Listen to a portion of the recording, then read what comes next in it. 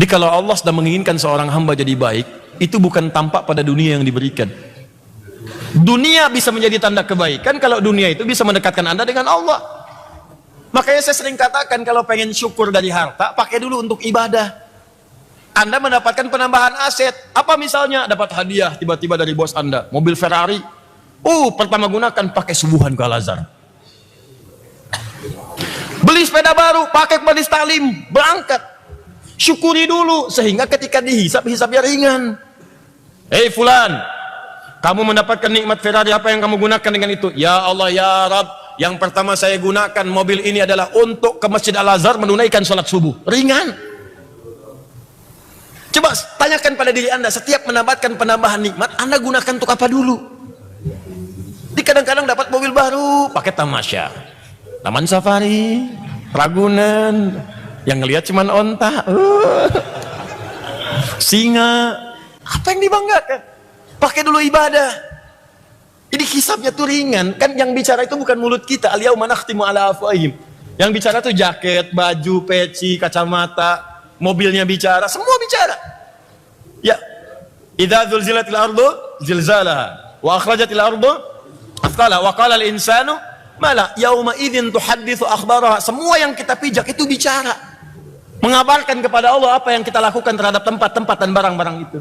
Makanya kalau pengen ringan, pakai untuk ibadah dulu. Nih ya, contoh ya, pulang ke rumah, buka tuh lemari pakaian. Coba lihat di pakaian itu, ada nggak yang belum pernah dipakai ibadah? Pakai dulu supaya ringan hisabnya. Kaos belum pernah dipakai ibadah, minimal pakai sholat sunnah. Dapat kaos bola, pakai dulu sholat sunnah. Setelah itu baru main bola. Apa-apa. Silahkan, kan? Jadi enak, nikmat teman-teman sekalian. Itu indah. Itulah tanda kebaikan. Nah, di antara tanda kebaikan itu, puncaknya adalah kalau ada orang-orang, kata Nabi, ini kata Nabi loh, bukan kata saya. Kalau kata Adi Hidayat boleh ditinggalkan. Tapi kalau Nabi yang bicara, apa yang keliru? Kata Nabi, kalau Allah sudah cinta pada seorang hamba, maka orang itu akan diberikan dorongan di hatinya untuk mau belajar tentang agamanya. Datang ke majelis ilmu. Masya Allah, saya ucapkan selamat kepada Anda. Di antara sekian hamba Allah yang hidup sekarang, yang bertebaran di muka bumi, beraktivitas, ada yang sedang tamasya, ada yang ke Lembang, ada yang ke Bandung, ada yang ke Puncak, ada yang ke macam-macam weekend. Ternyata cuma Anda yang digerakkan oleh Allah datang belajar ke sini. Ini kan tanda kebaikan. Tanda kebaikan. Jadi kalau Allah menginginkan Anda jadi baik, kenapa Anda tidak mengambilnya? Allah saja pengen Anda baik, kenapa Anda tidak senang dengan itu? Maka ini tanda kebaikan. Maka dari itu kalau ada majlis-majlis ilmu, taklim, pengajian-pengajian, cepat kejar.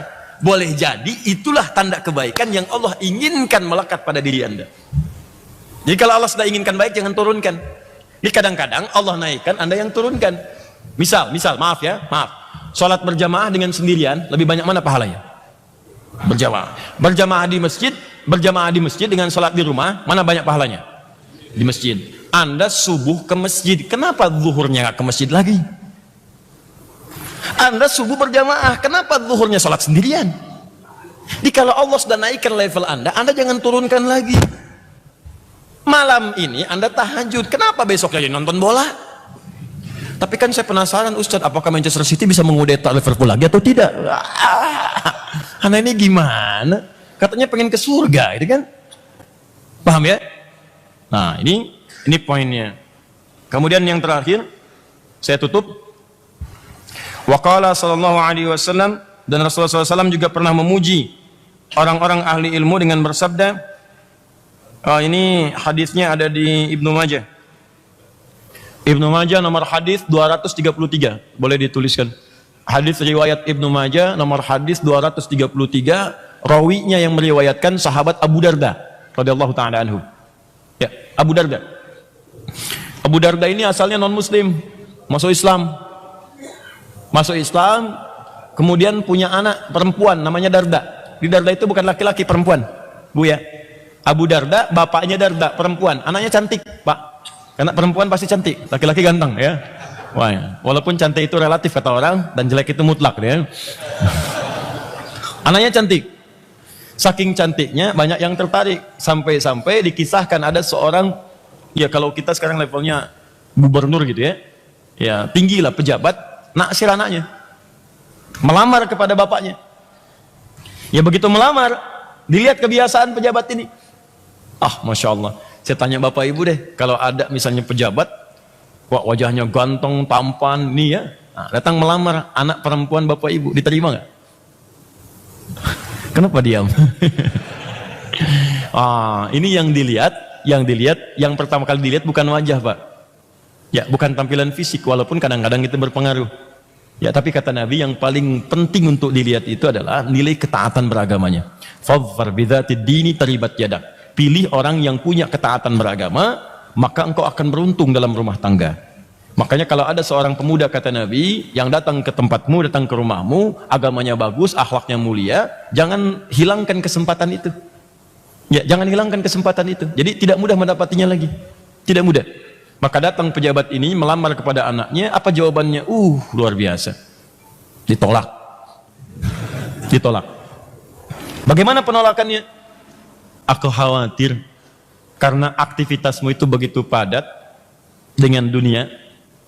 Saya khawatir anak ini yang telah terbiasa tahajud jadi kehilangan tahajudnya. Yang telah terbiasa baca Al-Quran kehilangan kebiasaan baca Al-Qurannya. Yang telah terbiasa murojaah Al-Quran kehilangan kebiasaan murojaahnya.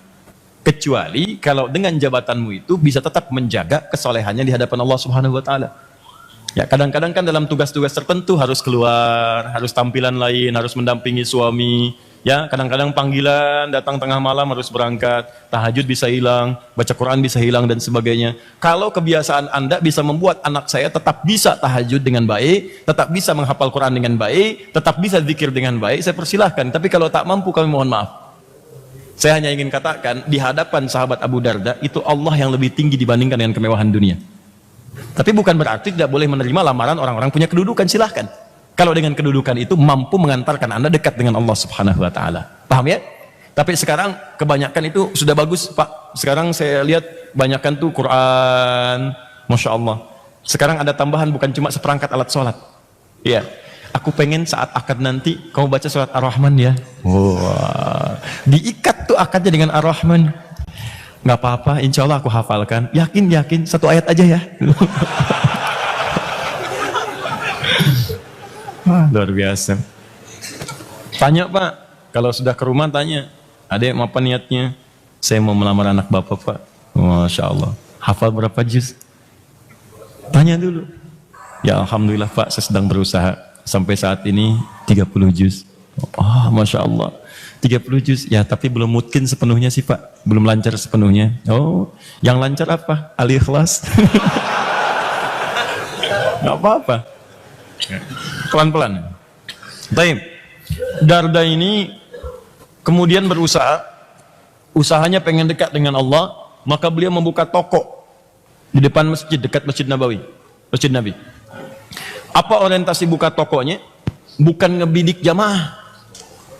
Nah, ini penting kita belajar. Bukan ngelihat banyak jamaah datang ke majelis Nabi lantas kemudian buka toko samping masjid. Bukan itu orientasinya. Walaupun tidak dilarang, kalaupun ingin mendapatkan dunia semata itu pilihan. Ya, wa minan nasi may yaqulu rabbana atina fid dunya wa ma lahu fil akhirati min khalaq. Quran surah kedua ayat ke-200. Ada orang-orang yang orientasinya dunia saja, maka akhirat dia nggak dapat. Tapi Darda tidak. Saya buka toko samping masjid itu supaya kalau waktu sholat bisa cepat ke masjid. Tuh. Rizkinya dapat juga. Tapi begitu waktu sholat tutup ke masjid. Duha bisa ke masjid. Balik dari situ toko buka lagi. Rizki dapat. Orang-orang keluar masjid belanja. Belanja. Rizkinya dapat, ke masjidnya pun bisa ibadah. Sampai berkembang orang ngikutin. Sampai dengan sekarang. Coba lihat kalau ke Masjid Nabawi, Masjid Nabi. Ya. Sampai dekat Masjidil Haram, bukankah sekitarannya banyak pedagang? Ya, banyak pedagang yang kalau adzan tutup kan, Allahu Akbar, ada polisi, keliling, yang masih buka didenda. Ya, itu dulu sahabat Abu Darda dulu. Ya, radhiyallahu taala anhu. Nah, yang paling menarik, pedagang punya toko, anaknya soleha dan masih sempat belajar hadis Nabi Sallallahu Alaihi Wasallam. Dia tidak salah nih kalau tadi saya masuk lingkungan sekitaran masjid ada yang dagang. Ada yang jualan, ada yang nasi bakar, nasi goreng, ada yang jualan ini jualan itu, boleh silakan. Tapi kalau Anda ingin mengikuti sahabat Abu Darda radhiyallahu taala anhu, waktu sholat ke masjid, ada taklim, catat. Dari luar catat.